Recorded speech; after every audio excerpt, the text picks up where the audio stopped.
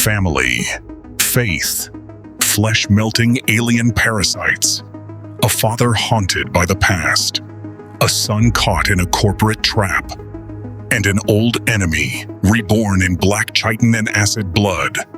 The Xenomorphs are back, and this time, they're not just out for survival, they're out for legacy. Welcome to Alien Bloodlines. Let's breach the airlock.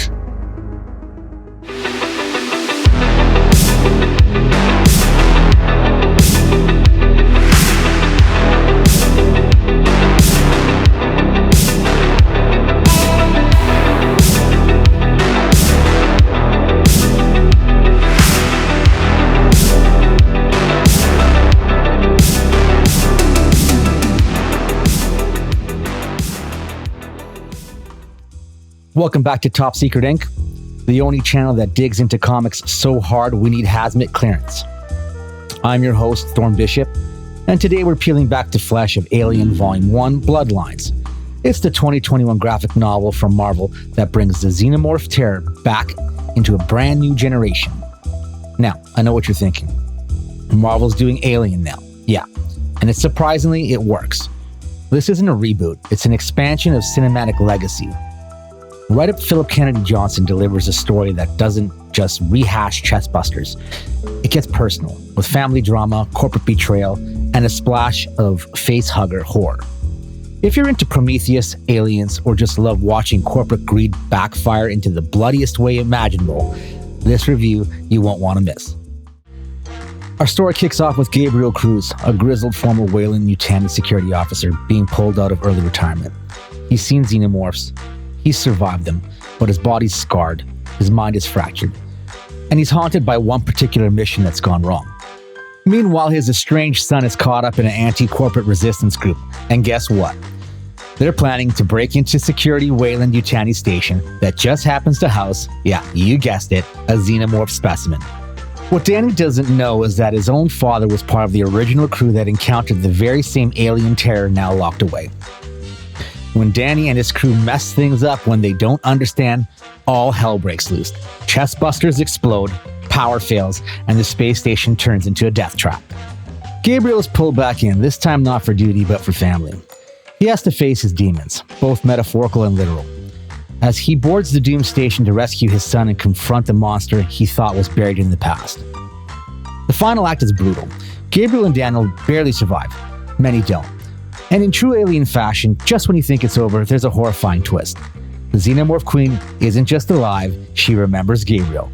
And now, the bloodline is more literal than we ever expected it. Before we dive deeper into the mission, let's pull the files on the key players: heroes, villains, rogues, and wildcard operatives. This is the subject profiles. Gabriel Cruz, the haunted hero, a retired Weyland-Yutani officer with a past soaked in acid and guilt. He's not just trying to save his son, he's trying to outrun what he left behind. Danny Cruz, the rebel bloodline, young, angry, and reckless. Danny gets in way over his head and becomes the emotional catalyst of the story's chaos. Bishop, the calm synthetic. Cold logic wrapped in a gentle smile. He's the wild card, loyal helper or quiet observer of humanity's destruction. The Xenomorph Queen, the memory of death. She's not just a monster.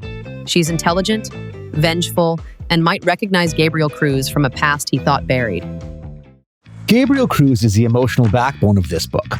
He's not just a hero. He's a man seeking redemption. He wants to reconnect with his son, escape the nightmares of his past, and protect the future he once helped to endanger. Danny starts out as a naive, rebellious activist, but as the horror unfolds, we watch him transform. He's forced to make life or death choices, and by the end, he's no longer just Cruz's son. He's a survivor in his own right. Philip Kennedy Johnson brings emotional weight and military grit to the narrative. The writing is lean, but loaded with purpose. Characters just don't talk. They reflect, grieve, rage. The horror is always close, but the human drama stays front and center. Salvador La Roca's art is hyper-detailed and cinematic. He channels the Ridley Scott vibe with the cold metal corridors, looming shadows, and razor-sharp Xenos dripping with acid. The color palette is lean. It leans into blues and sticky greens, perfectly claustrophobic. They told us not to ask questions. They said the files were corrupted, the intel classified, the case closed. But we kept digging. Welcome to Black Box Theories, where the facts don't add up, the coincidences aren't random, and the truth buried under layers of denial. Strap in, agent. You're not supposed to hear this. Theory number 1. The Queen has memory. Classification: strong. Her reaction to Gabriel isn't instinct, it's recognition. Are xenomorphs evolving a form of collective memory? Theory number 2. Bishop has a hidden agenda. Classification: moderate. He's too calm, too aware. Is Bishop running his own protocol or working for someone else? Theory number 3. Danny will be the new host. Classification: high. There are hints that Danny's connection to the hive might run deeper. Could the aliens want him for more than a snack? Theory number 4. Gabriel is already infected. Classification: speculative. What if Cruz's nightmares aren't PTSD, but symptoms?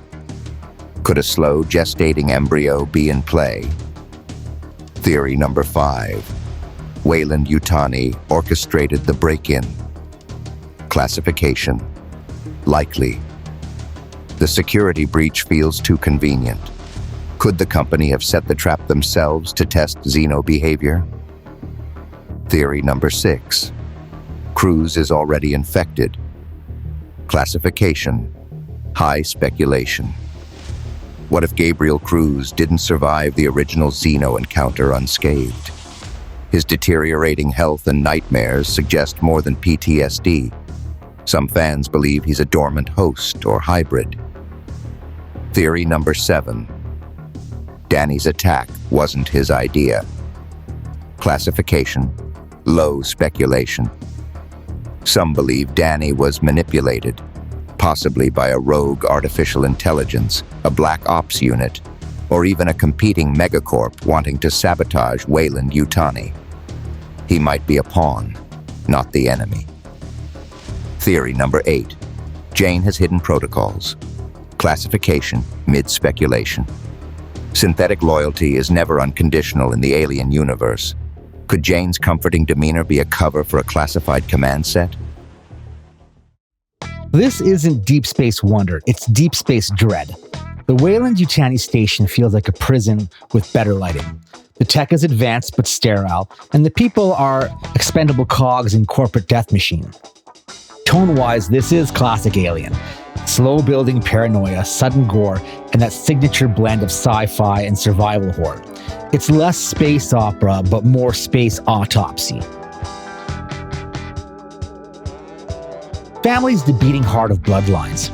Gabriel's fractured bond with Danny mirrors humanity's relationships with its own creations. Weyland-Yutani built monsters, and now they're watching them grow.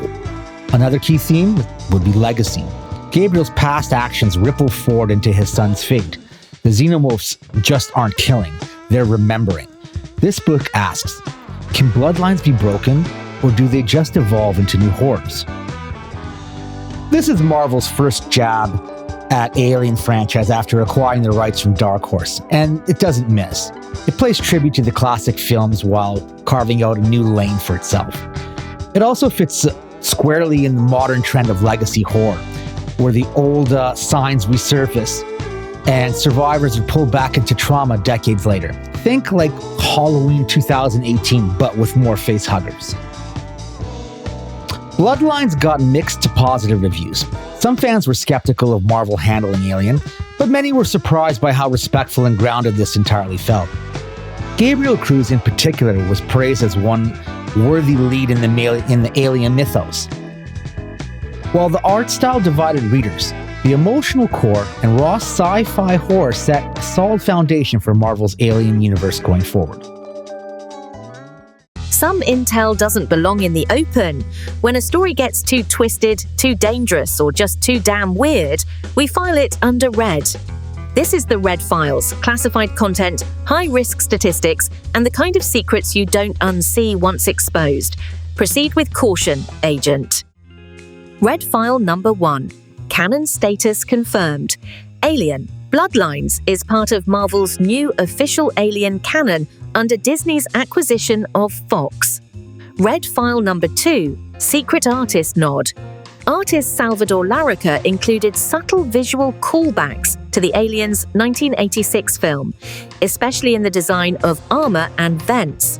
Red File number 3. Danny Cruz's name is a tribute. The character's name may be a nod to real-life sci-fi concept artist Danny Cruz, a frequent collaborator on futuristic art. Red File number 4. Weyland-Yutani gets a logo update. Marvel redesigned the iconic corporate logo with sleeker militarized branding, hidden in the corner of a file in issue number 2. Red File number 5. The title Bloodlines has a double meaning.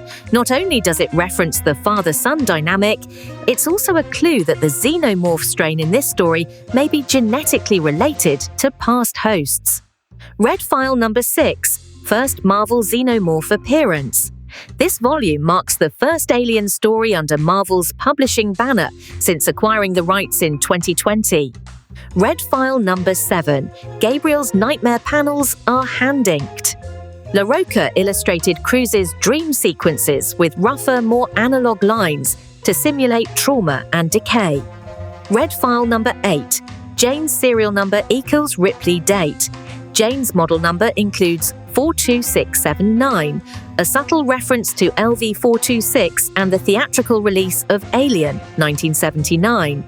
Red File number 9. The series had a backup ending. Philip Kennedy Johnson confirmed in interviews that a more hopeful ending was written, but scrapped for the bleaker tone. Red File number 10. No facehuggers, all bite. Unusually, this volume minimizes facehugger scenes, skipping straight to carnage, emphasizing impact over suspense. All right, agents, intel has been gathered, dossiers reviewed, and it's time to declassify the best of the best. Welcome to the awards segment, where we spotlight the operatives, wildcards, and game-changing moments that made this mission unforgettable. Let's hand out some top secret honors. Top Operative Award, Gabriel Cruz. Gabriel dominates this book with raw emotional intensity and battle-worn gravitas. He's a tragic figure who faces fear for the sake of family, making him not just a hero, but the soul of the story. Dark Horse Award, Bishop. Quietly brilliant, Bishop supports the mission with eerie calm and subtle humanity. He's a nod to Aliens 1986, but adds a fresh flavor, calm in chaos, and possibly hiding secrets of his own. Spyglass Sequence Award, The Queen's Awakening. This is the moment the Queen Xenomorph is revealed in pure cinematic horror. She recognizes Gabriel, reacts with fury, and suddenly, it isn't just about survival, it's personal. The reveal is chilling and gorgeously rendering. All right, let's cut the lights and debrief. Strengths: a focused story with emotional stakes, brutal sci-fi horror, and a lead you actually care about. It feels like it belongs in the Alien canon. Here are the weaknesses. The art style can be stiff at sometimes. Some of the dialogue leans heavy on exposition, and the readers expecting non-stop Xenomorph action may find the pacing just a little bit slow. Who's this graphic novel for? Well, it's for fans of Alien, Deep Space, The Thing, or any legacy horror in general. If you're into gritty father-son redemption arcs with alien gore, then this book has got you covered. Is it worth reading? Well, definitely. It doesn't reinvent the franchise, but it expands it, giving fans something new without erasing what came before. Final score, I give it an 8 out of 10. Bloodlines is a solid breach into Marvel's Alien era, with just enough acid blood to leave a mark. So, are you Team Ripley or Team Cruz? Let me know in the comments what your favorite Alien story is. Comic, movie, or nightmare fuel. Smash that like button like it owes you hazard pay. And don't forget to subscribe for more deep dive reviews from Top Secret Inc. Until next time, remember, in space, no one can hear you scream, but on Earth, We break it all down. Thorne Bishop out.